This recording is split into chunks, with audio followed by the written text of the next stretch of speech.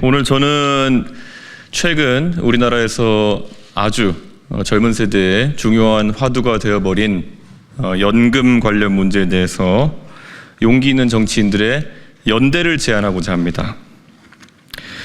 우리 정치권에 정당과 정파, 세대와 지역을 넘어 누가 용기 있는 목소리를 내고 있는지 가늠해 볼 수 있는 의제가 생겼습니다. 바로 연금 야합을 정상으로 되돌리고 올바른 개혁을 실현하는 일입니다. 단도직입적으로 말하겠습니다. 안철수 의원, 유승민 전 대표, 한동훈 전 대표와 연금 문제를 놓고 머리를 맞대기를 희망합니다. 지난 20일 국회에서 국민연금법 개정안이 처리되었습니다. 일각에서는 18년 만에 모수 조정에 합의했으니 일단은 그대로 따르라고 강요하지만 그 일단이 앞으로 10년이 될지 20년이 될지 아예 영영 사라지는 것은 아닌지 걱정하고 분노하는 목소리가 커지고 있습니다.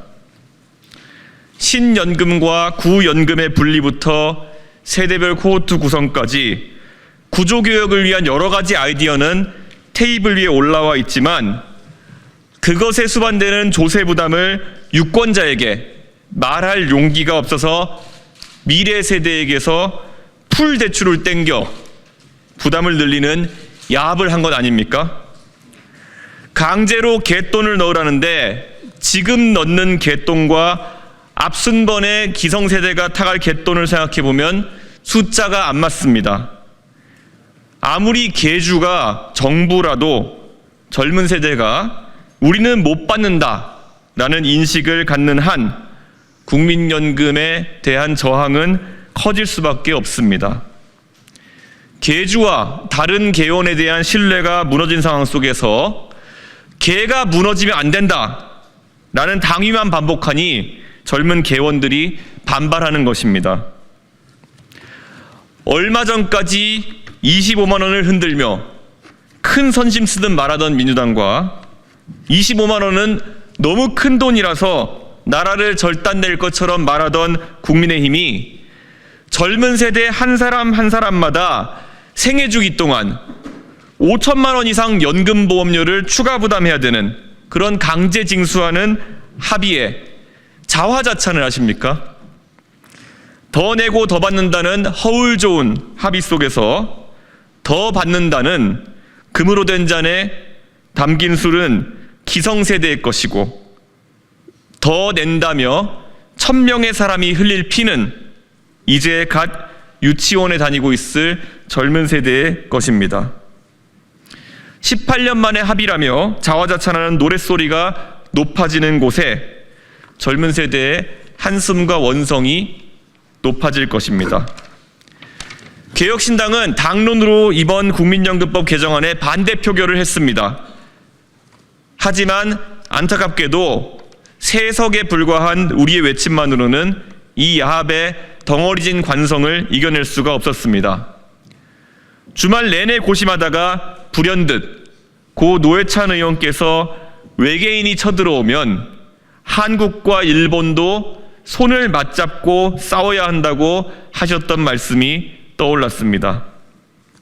저는 법안 통과를 막아내지 못한 직후부터 거부권 행사를 통해 젊은 세대의 희생을 가중시키는 이번 합의를 물려야 한다고 주장했습니다. 그런데 주말간에 비슷한 생각을 하는 분들이 입장을 밝혀주셔서 희망의 싹이 보입니다. 존경하는 안철수 의원님께서는 거부권 행사 후 다시 개정해야 한다고 이번 법안에 반대 의사를 분명히 밝혀주셨습니다. 유승민 전 대표께서도 역시 거부권 행사 후 처음부터 협상을 다시 시작해야 된다고 연금개혁 전문가로서 일관된 입장을 밝혀주셨습니다. 한동훈 전 대표 또한 국민연금법 개정안에 대통령 권한대행이 거부권을 행사할 것을 요청해 주셨습니다. 미래 세대의 중요한 문제가 다른 정치 담론에 묻히지 않도록 안철수 의원, 유승민 전 의원, 한동훈 전 대표님과 한자리에 모일 수 있는 자리를 제안하겠습니다. 의제는 연금개혁이고 격식은 중요하지 않습니다.